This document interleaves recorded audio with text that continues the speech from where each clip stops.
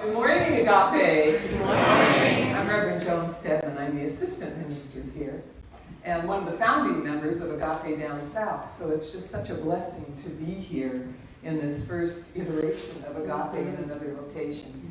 So what a rich and beautiful day it is. You guys look amazing. Just beautiful. Just take a look at yourselves. Wow. Say, I look amazing. I look amazing. You look amazing. You look amazing. All right.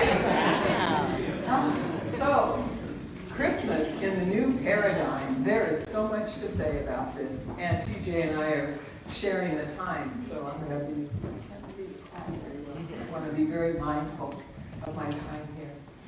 So I was sitting with this, and the quote from Meister Eckhart keeps coming to me, that God never begot but one Son. The eternal is forever begetting. It's begotten. We are that begotten. The eternal is forever begetting. And what that means is that forms come and go. And there's a continual creation taking place. So I've been sitting with this and sitting with the idea of the cosmic Christ consciousness. The cosmic Christ. And what I'm very aware of is that out of the no thingness, before any forms were, it says in Scripture, God said, let there be light. Let there be light. Now, who knows what's accurate about that? However, in all of Scripture, there's an esoteric meaning, like Reverend TJ was saying at the beginning. Like in the Christmas story, there is an esoteric, mystical meaning. Now, what has happened is that organized religion, specifically Christianity, has taken that Christmas story and focused on the historical Jesus. And the idea of the cosmic Christ is the Christ. It's a principle. It's present within each and every one of us. And here's the deal. When God said, let there be light, and creation started to take form however that was, and whenever that was, or if ever that was. so what happens is that the cosmic Christ is not limited to a person, a place, a thing. The reality is that all of creation is the cosmic Christ. All of creation. How could it be anything but that? For all of creation is spirit. All of creation is more made out of the very substance and out of the very essence of God. All of creation. For me, that's a more expansive way of looking at this Christ consciousness, at the cosmic Christ. Everything that is. In fact, the cosmologist Thomas Berry says nothing can know itself except in relation to everything else. No thing can know itself without everything else. Wow. Sit with that for a minute. I can't really know myself and who and what I am unless I am in relation to everything else. And why is that? Because there's only one. Everything is a part of me. I'm a part of everything. You are all dimensions of me. I am a dimension of all of you. Every mountain, every body of water, everything that is part of us. It's one with us. And so that, for me, is the broader meaning of the mystical Christ, the Christ consciousness, the cosmic Christ. And it's time now for the new paradigm to take over. And that new paradigm is a releasing of the old ideas and the cosmic Christ breaking forth into the consciousness of humanity. Yes. The cosmic Christ, it's light. Let there be light. Let a new creation happen here. And we are the instruments of that creation. It's not like a big God in the sky is like a thunderbolt's going to come down and change everything because we prayed for it. No. It's up to us, and we said many, many, many times, it's up to us to be it. Assume the Christ as your life. Assume the Christ as your life. It's not confined to a historical figure, and Jesus was wonderful I really love Jesus. He was my hubby for a while. For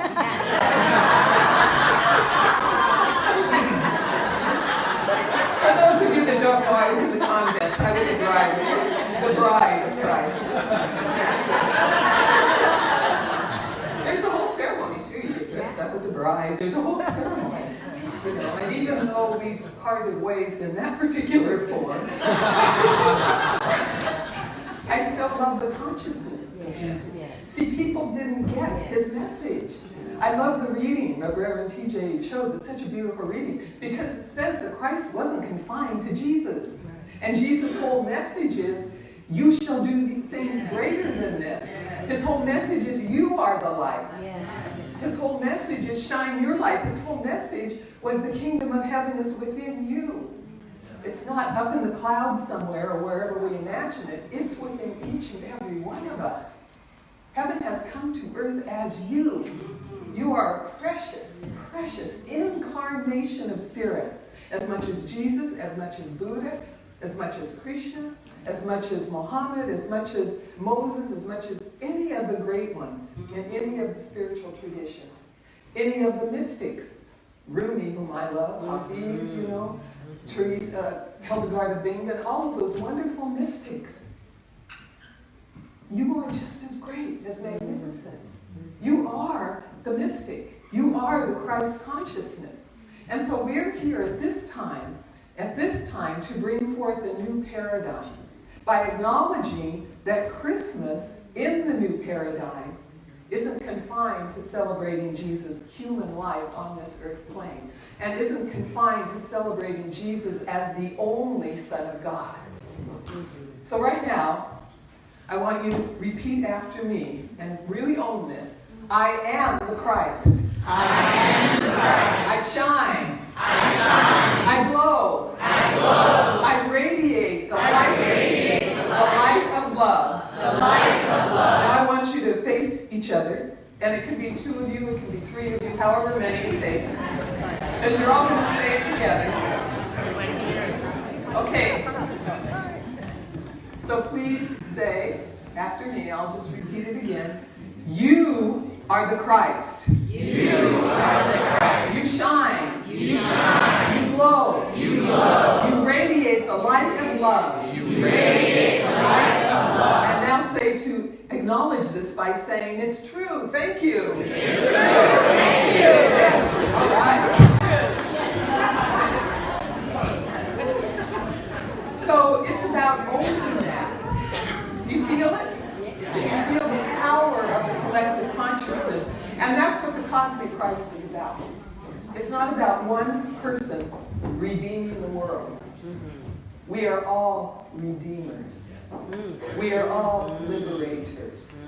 And what are we redeeming? We're redeeming our own consciousness from old fears, from old thoughts of separation, from old challenges, from old thought patterns. That's how redemption takes place within us. And here's the good news, because in a sense, don't take this egotistically, but in a sense, we are the only thing that is, because everything is us and we are everything. As we redeem and liberate ourselves, we redeem and liberate the whole planet. That's what we're about here. That's Christmas in the new paradigm. It's a new way. And we don't dishonor the old way Christmas was celebrated. No. Because there was a purpose in that. There was a reason for that. And it prepared us for this step now. So what's happening, as we're all assuming the cosmic Christ consciousness, and as humanity is shining a light more brightly than ever before, I won't say the word I was going to say, it looks like shift. Things are breaking up, right? Things are breaking up, and that's not a bad thing. They're breaking up so that a breakthrough can happen to the next paradigm. And what occurs to me is the next paradigm isn't coming, it's already here in so many places and in so many of us. And we can see that in a lot of the movements that are taking place, that are honoring different segments of society and humanity. We're seeing the dissolution of gender stuff. We're seeing the dissolution of homophobia. We're seeing the dissolution of racism. And so at this time of shift, there's a little bit of both going on, right? We're seeing a little bit of both going on. We're seeing a consciousness around Mother Earth evolving that loves the earth. You know? Matthew Fox says in his book, The Coming of the Cosmic Christ, he says that's the whole point in our era of this cosmic Christ. It's to heal all these wounds. And he puts particular emphasis on Mother Earth, our beautiful mother, you know, and how she needs a healing right now, and how this consciousness creates a healing. He puts emphasis on youth. He puts emphasis on sexuality. He puts emphasis on equality of all beings. That's the cosmic Christ isn't just for our own personal edification. It's to change the planet. It's to change the way we look at life. It's to lift all of us in a new vibration. It's very clear that politics aren't going to do that, right? It's very clear that, you know, often the social changes from the outside aren't going to do that. But here's the deal. Here's the deal. Those things will shift as we assume the cosmic Christ nature. We'll start seeing a shift. Because consciousness is what shifts. Consciousness shifts. It changes form. And so we're here to be that precious, precious emanation of Spirit that we are. Spirit has so loved the world that it has begotten each one of us. You know, it says in Scripture, I think Jesus said, I don't know who said, but God so loved the world, you know, that he has brought forth his only begotten Son. No, God has so loved the world, it's brought forth you and me and everything that is. Wow, how beautiful is that? I invite you to sit with that in meditation, contemplate that, how cherished you are. You are so beloved in the heart of the divine. And when you sit with that, you start to really embrace your own Christed being, because you are that. You are that. You know, you could say Christine Christ, Christine the Christ, Verona the Christ, Leslie the Christ. You know, we're all that. Because the Christ is a title and a principle. You know, it's not Jesus' last name. I grew up as a Catholic thinking it was Jesus' last name. You know. Certainly his name was not Jesus H. Christ.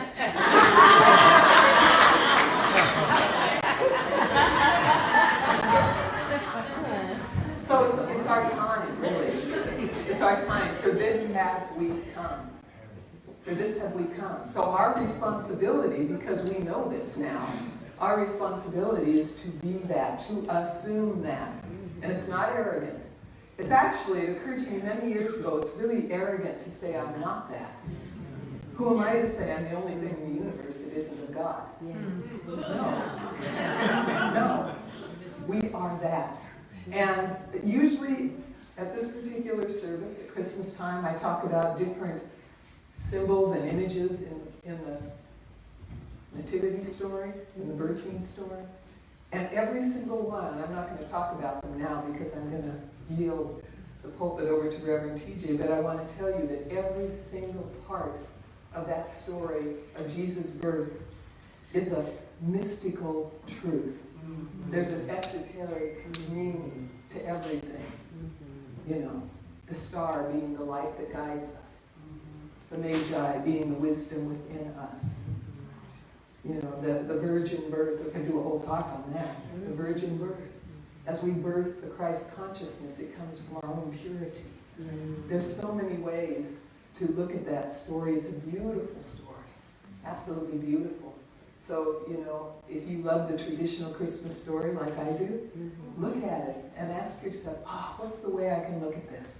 What do all these different things mean? And it doesn't have to be what anybody else said. What does it mean to you? What does it mean to me? And then the bigger story. We're here to birth a new consciousness on the planet. That's what we're here for. It's exciting. It's juicy, right? It's juicy. And we get to come here every week, and not only on Sundays, but all the different activities we have. We get to come here and remember this together. So that when we fall, or when we fall is not a good word, fall on your knees, but when we, you know, when we feel like we aren't remembering it, or that we're kind of flat in it, or whatever, we come here and we see each other in that light. And then that consciousness is anchored. And together we lift the world. Thank you.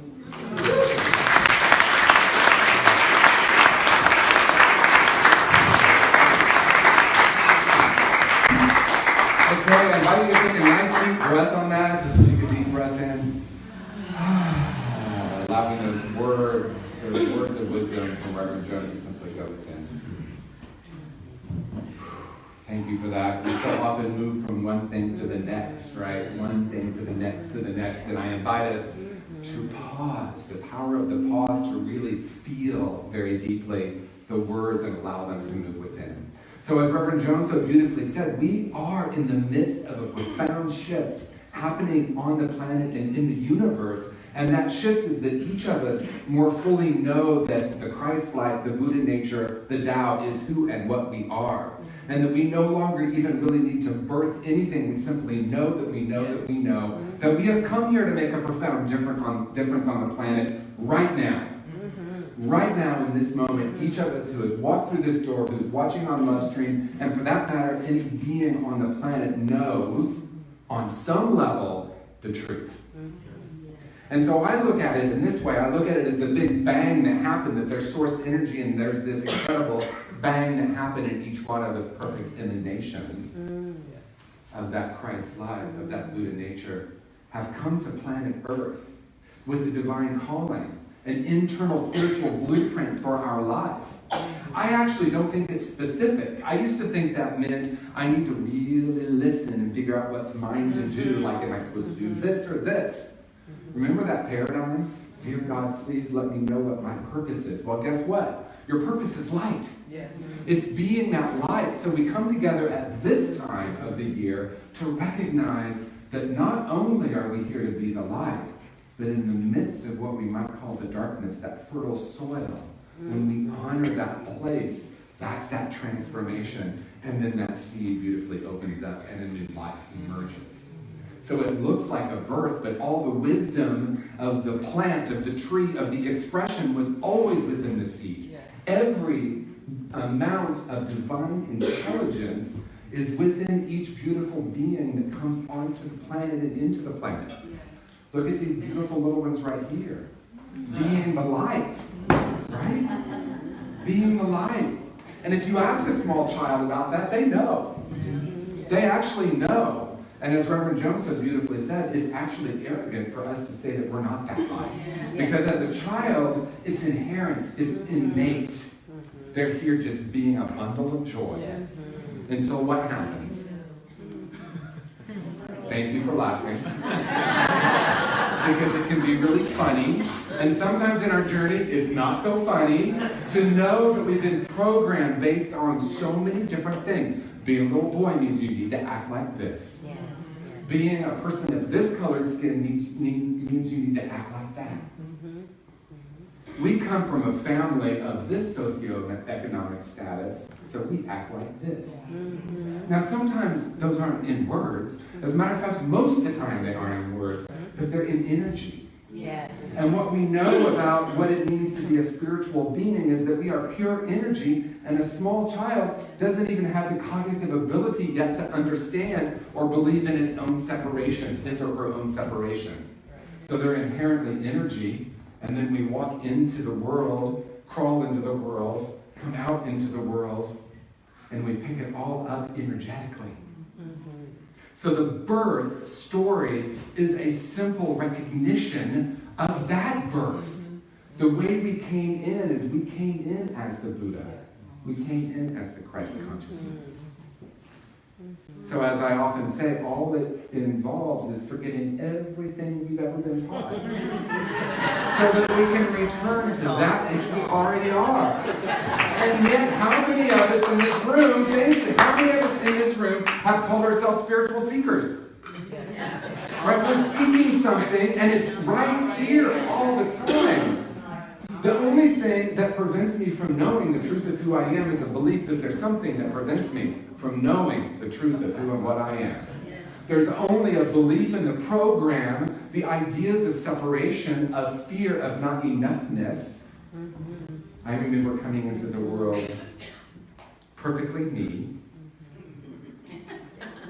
in the great state of Indiana in the mid-60s. And I didn't realize at the time that the perfect little version of me wasn't going to be okay with some of the people in 1970s in Indiana that said, you need to start acting like a man. Yeah. Right? Close off. There must be something wrong with me. I can feel that people aren't accepting me for who I am. And yet there was an innate sense of knowing that who I was and who I am was absolutely perfect all along. So I got programmed, and eventually I started believing the program, and I closed off from that light, and I shut down, and I began to believe in my own fundamental not enoughness and brokenness. So then I developed all sorts of strategies to try to discover that which was already within me. To try to rediscover. So we could say every worldly desire is an attempt to reclaim the truth. Sometimes it's really absurd. That is grabbing. Please love me. Please help me. Oh, that tastes good. Oh, that feels good. Anything, right? Because I was believing in my own brokenness. So I came into spiritual practice and I recognized something really profound, but it took me a while, just about 20 years of new thought to figure out, or to really get that it wasn't about this, it wasn't about reprogramming, it wasn't about getting a new story, it was about living beyond the limitation altogether and not seeking anything, but simply recognizing that which already is. So we're moving into a new paradigm, we're shifting from law of attraction to law of radiance. Yes. Radiating the love and light that we are beyond any program. Here's the great news. We don't even necessarily have to unlearn the program. I'm even going to say something more controversial. We may not even need to heal the wounds. Yes. Yes. Now, I'm not saying, because I spent a long time healing those wounds, trying to heal those wounds. And then there was this place where I recognized that I'm not those wounds. I don't need to do necessarily anything with them, but to recognize their inherent not trueness, limitation. And as I know my own light, I can recognize and witness all of that through the lens of love and compassion.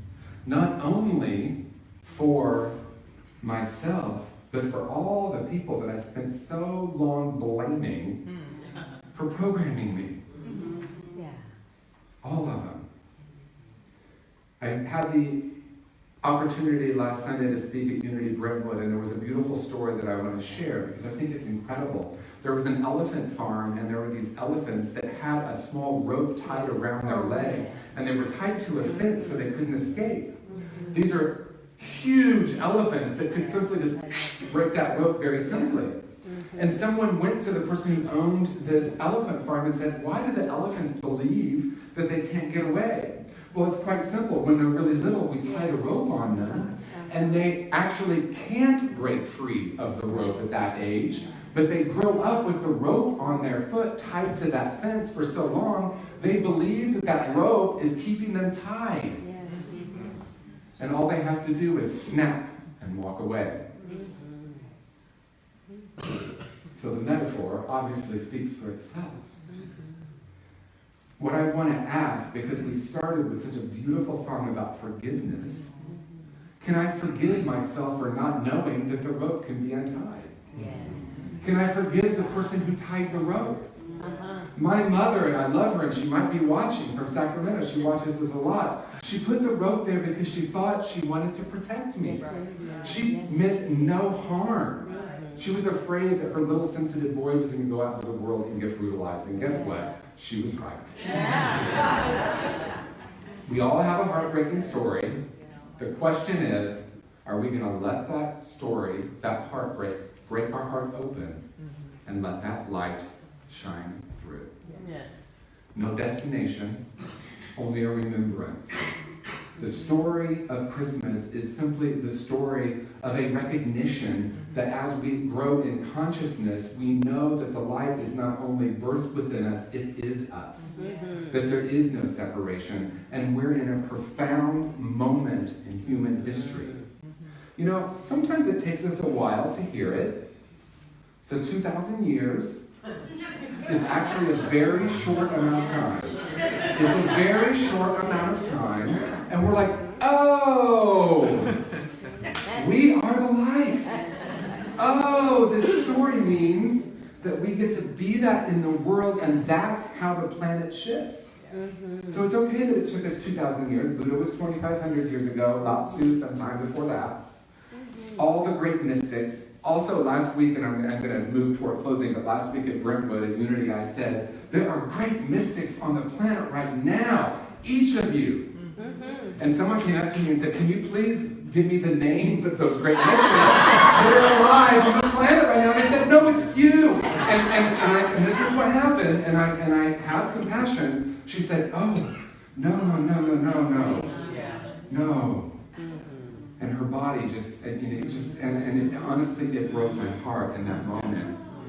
And she said, no, can you please give me a list of the names of the people that are the great mystics on the planet? I want to read them, I want to study with them, I want to be with them.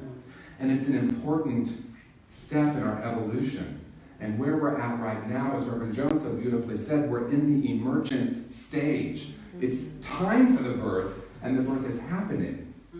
The birth is us being born anew in the world right now, being the beneficial presence on the planet.